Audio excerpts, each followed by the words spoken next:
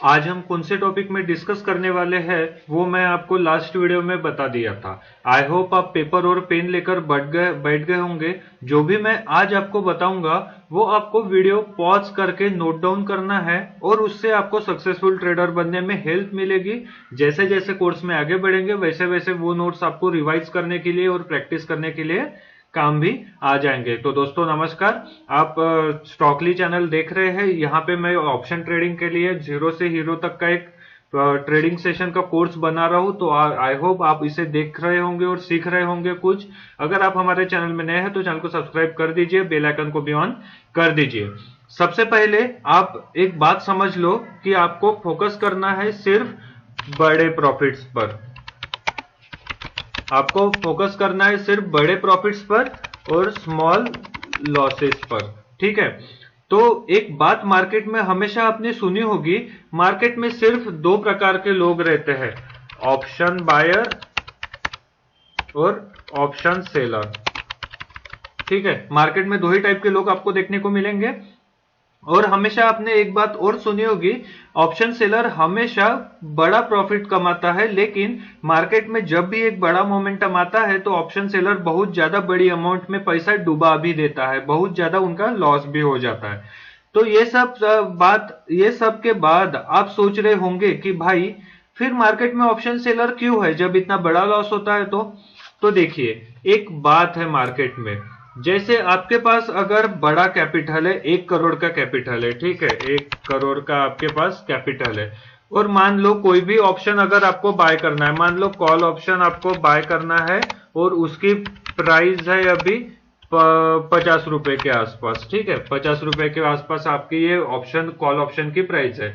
1 करोड़ का आपका कैपिटल है तो आपको कितनी क्वांटिटी मिलेगी? 1 लाख क्वांटिटी मिलेगी, ठीक है। 1 लाख क्वांटिटी मिल गई, मतलब आपको 1 रुपया जब बढ़ेगा तो आपको इस ऑप्शन में 1 लाख का प्रॉफिट होगा, ठीक है। लेकिन 1 रुपया अगर घटेगा, 1 रुपया अगर माइनस होगा तो आपका 1 लाख का लॉस होगा, ठीक है। तो 1 लाख अगर 1 रुपए पे आप 1 लाख रुपए अगर कमा रहे हो तो आपको 1 रुपए पे आपका 1 लाख का लॉस भी हो सकता है। उससे हमारा माइंडसेट काम नहीं करेगा ठीक से, इसलिए हम बड़े कैपिटल के साथ ऑप्शन बाइंग नहीं कर सकते, ऑप्शन सेलिंग ही आपको करनी पड़ेगी। इसलिए जितने भी बड़े ट्रेडर होते हैं जिनके पास बड़ा कैपिटल होता है वो लोग ऑप्शन सेलिंग ही करते हैं, ऑप्शन बाइंग नहीं करते। ऑप्शन बायर को बड़ा प्रॉफिट कमाने के लिए एक बड़े मोमेंटम की जरूरत होती है। एक मिनट ना, ये हटा देता हूं। सबसे पहले मैं बैंक निफ्टी में ट्रेड करता हूं, तो मैं आपको जो भी चीजें बताऊंगा वो बैंक निफ्टी के ही रिगार्डिंग बताऊंगा। और अगर आपको निफ्टी में इसे ट्रांसफर करके अगर निफ्टी के साथ टैली करना है तो वो मैं आपको बता दूंगा कि बैंक निफ्टी और निफ्टी को एक दूसरे के साथ टैली कैसे करना है, कंपेयर कैसे करना है, ठीक है। ऑप्शन बायर को अगर एक बिग प्रॉफिट कमाना है, बड़ा प्रॉफिट कमाना है, ठीक है, बायर को अगर बड़ा प्रॉफिट कमाना है तो उसके लिए कम से कम 500 से 600 पॉइंट का आपको मार्केट में मोमेंटम देखना चाहिए, ठीक है। आपको 500 से 600 पॉइंट का मोमेंटम दिखना चाहिए, तभी आप उस रैली में अच्छा खासा बिग प्रॉफिट कमा पाओगे। बैंक निफ्टी में हम लोग बैंक निफ्टी में थोड़ा ज्यादा फोकस करेंगे क्योंकि ज्यादा वोलेटाइल रहता है बैंक निफ्टी, ठीक है। बैंक निफ्टी वोलेटाइल ज्यादा रहता है, इसलिए हम लोग बैंक निफ्टी में बात करेंगे। बैंक निफ्टी में 200 से 300 पॉइंट मूव इजीली हो जाता है, ठीक है। इजीली 200-300 पॉइंट का मूव हमें बैंक निफ्टी में देखने को मिल जाता है। अगर आपको बैंक निफ्टी के साथ निफ्टी को टैली करना है, ठीक है, अगर बैंक निफ्टी और निफ्टी को टैली करना है तो बैंक निफ्टी अगर 500 पॉइंट मूव कर रही, ठीक है, 500 पॉइंट मूव कर रही तो निफ्टी आपको लगभग 150 से 200 पॉइंट मूव करते हुए दिखेगी, ठीक है। समझ गए इस बात को? अगर एक मिनट ना, अगर बैंक निफ्टी अब है ज्यादा वोलेटाइल, ठीक है, अच्छा सॉरी मैं इसे हटा देता हूं। बैंक निफ्टी है ज्यादा वोलेटाइल, मानते हो इस चीज को, ठीक है। इजीली 200 से 300 पॉइंट हमें यहाँ मूवमेंट देखने को मिल जाता है। बैंक निफ्टी अगर हमें यहाँ 500 पॉइंट मूव होते हुए दिख रही तो निफ्टी हमें 150 से 200 पॉइंट मूव होते हुए दिख जाएगी। तो ये रहता है इसका कंपैरिजन। आई होप आप समझ गए होंगे, ठीक है।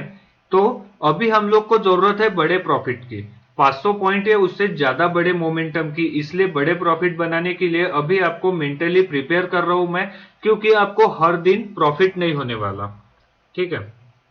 एक मिनट, आपको डेली प्रॉफिट नहीं होगा, ठीक है। एक बात तो आप समझ ही गए होंगे मार्केट में, जब आप मेरी वीडियो देख रहे हो उससे पता चला होगा, और ना डेली आपको लॉस होगा, ठीक है। ये बात तो रहती ही है। उसके बाद अगर आपको ट्रेडिंग में सक्सेसफुल बनना है तो जब लॉस होगा उसके बाद वाले ट्रेड में आपको लॉस रिकवर करने की जरूरत रहेगी, इसलिए आपको बड़े प्रॉफिट की जरूरत रहेगी। मतलब आप ट्रेड करोगे तो आपका पहले लॉस होगा और उसके बाद वह लॉस को आपको बड़े प्रॉफिट में कन्वर्ट करना रहेगा। तो ये कोर्स में मैं आपको यही सिखाऊंगा कि जो आपका लॉस हुआ है उसको आपको बड़े प्रॉफिट में कन्वर्ट कैसे करना है। तो सबसे पहले हम लोग देखेंगे आज की वीडियो में प्रोबेबिलिटी, ठीक है। किसकी? ऑप्शन बायर के विन रेट की और ऑप्शन सेलर के विन रेट की, ठीक है।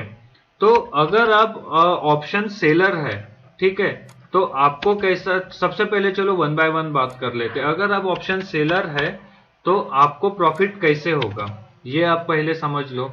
ऑप्शन सेलर अगर मान लो कॉल ऑप्शन शॉर्ट करता है, ठीक है, या सेल करता है, तो उसको प्रॉफिट कब होगा? मान लो वो कॉल ऑप्शन है 50 रुपीज का, ठीक है, तो उस प्रॉफिट कब होगा? जब वो ऑप्शन 50 रुपए से नीचे आएगा, ठीक है, सॉरी 50 रुपए से नीचे आएगा, 40 पे आएगा, 30 पे आएगा या 0 पे आएगा, प्रॉफिट ऑप्शन सेलर को होना ही है। प्रॉफिट कैसे होगा? अब जब भी मार्केट में कोई कंसोलिडेशन होगा या फिर अपोजिट मोमेंटम होगा, नहीं कंसोलिडेशन होगा या फिर जब भी प्रीमियम श्रिंक होगा,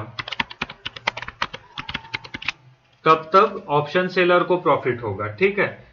जब जब आप यहाँ पे ऑप्शन सेलर 50 रुपए का या कोई भी ऑप्शन सेल करेगा तो तब उसकी प्राइस नीचे आएगी, ठीक है, तभी तो वो ऑप्शन सेल कर रहा। और जब जब उसकी प्राइस नीचे आएगी, मान लो 40 आ गई, 30 आ गई, 0 आ गई या मान लो 20 रुपए पे आ गई, तो ऑप्शन सेलर प्रॉफिट कमाएगा। कभी कभी आपने देखा होगा मार्केट ऊपर जाते हुए हमें दिखता है ऐसे, फिर कुछ देर के लिए हमें ऐसे कंटिन्यू एक ही जोन में दिखता है। और तो इसमें क्या होता है, ये ऊपर जा रहा है तब ऑप्शन सेलर को प्रॉफिट नहीं होगा। मान लो अगर ये पुट ऑप्शन लिया है, चलो ये हटा देता हूं मैं, मान लो किसी सेलर ने कॉल ऑप्शन लिया है, मतलब कॉल ऑप्शन शॉर्ट किया है, मतलब मार्केट जब ये ऐसे कंटिन्यू नीचे आ रहा, ठीक है, तब ये ऑप्शन सेलर प्रॉफिट कमा रहा है। मान लो जैसे कि ये मार्केट अभी ये कंसोलिडेशन जोन में चला गया, ठीक है, ये कंटिन्यू कंसोलिडेशन जोन में चला गया, तब भी इसका प्रीमियम श्रिंक होगा,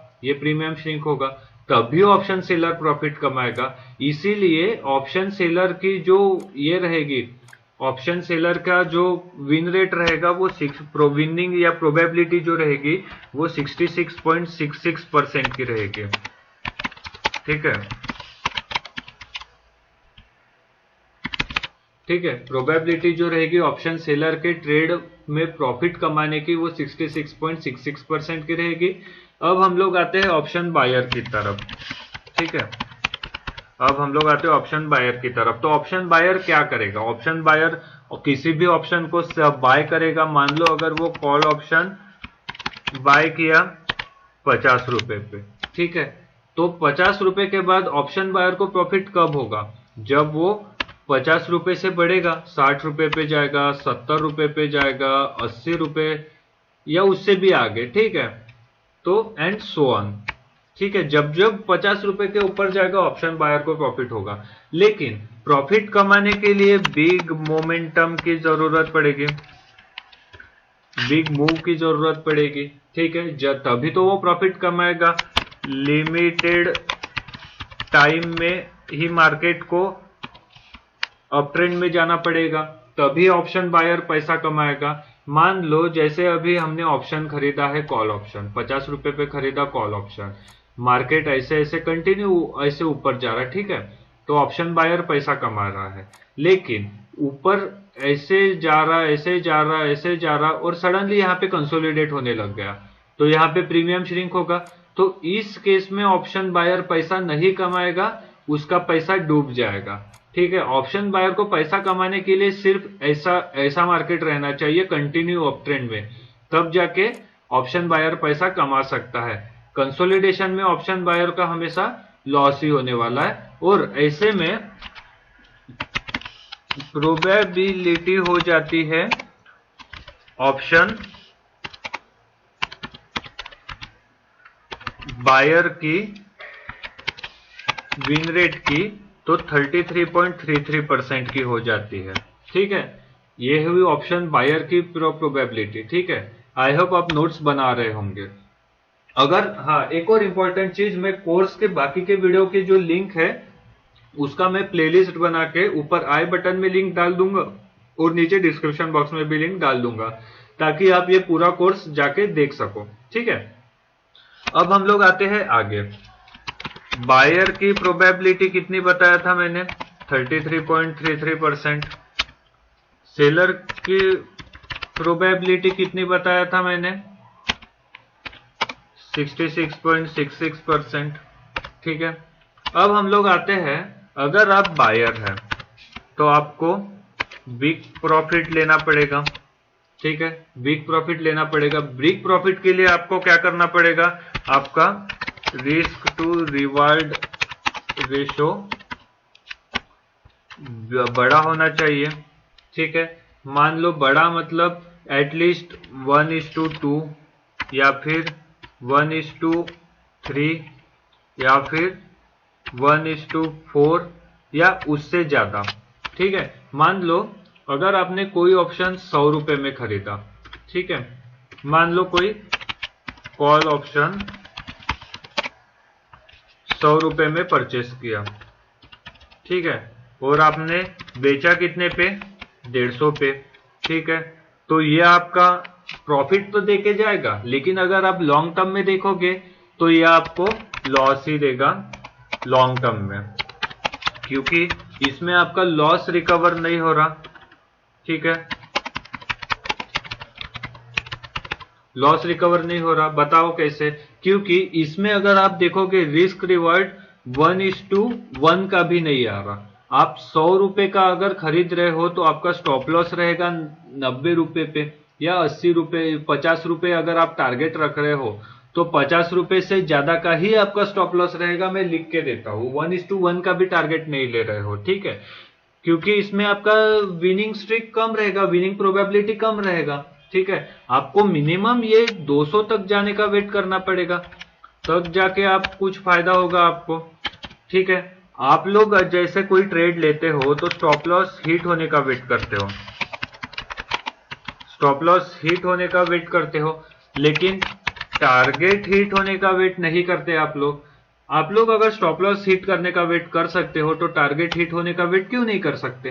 ठीक है, बायर को पैसा कमाने की प्रोबेबिलिटी 33% है, इसलिए रिस्क रिवार्ड रेशो हाई रखना पड़ेगा, सो दैट लॉस नहीं होगा, आपको सिर्फ प्रॉफिट ही होगा। इसका मतलब ये है कि हर बार बड़ा प्रॉफिट करना पड़ेगा। जब भी आप सही ट्रेड डिसीजन लोगे तो ये नहीं करना है कि 100 में लिया और 150 में बेच दिया या सेल कर दिया, ये तो रिस्क रिवार्ड 1:1 से भी कम था, अभी हमने देखा है।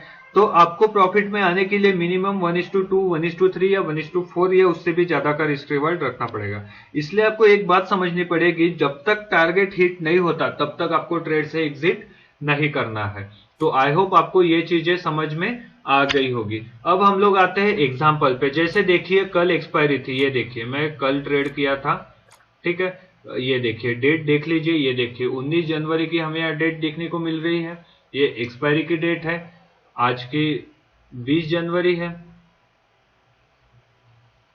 अच्छा सॉरी ये गलत हो गया ना, ये मेरा लॉन्ग टर्म वाला था ट्रेड, ये हटा देता हूं मैं, ये मेरा लॉन्ग टर्म वाला ट्रेड था। ये देखिए यहाँ पे 19 जनवरी को मैं ट्रेड लिया था। यहाँ पे देखिए मैंने यहाँ पे 1 मिनट वाला कैंडल देख के इस वाले कैंडल में मैंने एंट्री लिया था, ठीक है, 1 मिनट टाइम फ्रेम से। और उसके बाद मैंने, अरे यार शॉर्ट करना है, ठीक है, मैंने इस वाले कैंडल में 1 मिनट वाले टाइम फ्रेम देख के एंट्री लिया था ट्रेड में। मैंने टारगेट रखा था मिनिमम 1:4 का, ठीक है, 1:4 का टारगेट रखा था मैंने। 1:4 मेरा यहीं पे हिट हो गया था। लेकिन देखिए ईएमए और ये मूविंग एवरेज जो दिखा रहा सिग्नल, उससे मेरे को क्या लगा कि नहीं, ये मेरे को कम से कम 1:5 का टारगेट देके तो जा ही सकता है। फिर मैंने 1:5 के टारगेट के लिए वेट किया, ठीक है, 1:5 का टारगेट हिट हो गया। लेकिन तब मैं क्या किया, मैं सोचा नहीं, मेरे को 1:6 का टारगेट दे सकता है, क्योंकि अभी भी देखो मार्केट डाउन ट्रेंड में ही चल रहा था, और डाउन ट्रेंड में मार्केट चल रहा था, इसके वजह से 2-3 कंफर्मेशन भी मिल गए थे। मैंने क्या किया, मेरा टारगेट बढ़ा के 1:6 कर लिया, ठीक है, ये देखिए 1:6 का कर लिया मैंने टारगेट। देखो मेरे को 1:6 का भी टारगेट मिल गया। फिर मैं सोचा कि नहीं, 1:6 का टारगेट बहुत ज्यादा हो गया, अब मैं सोचा मैं एग्जिट कर लेता हूँ। मैंने इसमें से एग्जिट कर लिया, और फिर मैं बैंक निफ्टी में भी एक और ट्रेड ले रखा था। देखिए बैंक निफ्टी में भी मैंने एक ट्रेड ले रखा था, 1 मिनट वाला कैंडल देख के, ये देखिए यहां से मैंने एंट्री किया, ये मेरा स्टॉप लॉस था। देखिए टारगेट यहां तक के हुआ, रिस्क रिवार्ड रेशियो देखिए 1:7 का।